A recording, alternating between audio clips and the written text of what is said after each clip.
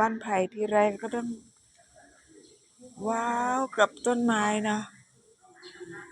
มาครั้งนี้ต้นไม้เยอะขึ้นเหมือนเดิมสวยงามเหมือนเดิมทุกใบมันแผลบสวยสดงดงามนะดูต้นนี้สิคะต้นใหญ่ใบกว้างสวยงามนะดูสิริมริมริมเนี่ยต้นไม้กระถางเนาะเรียงรายใบใบสวยอ่ะไม่มีขี้ฝุ่นเลยนะอ๋อเป็นอะไรที่ดีมากเลยนะแม่บ้านก็ทำความสะอาดแต่เช้ามีคนเทคโฟโต้ตลอดเทคโฟโต้การทำงาน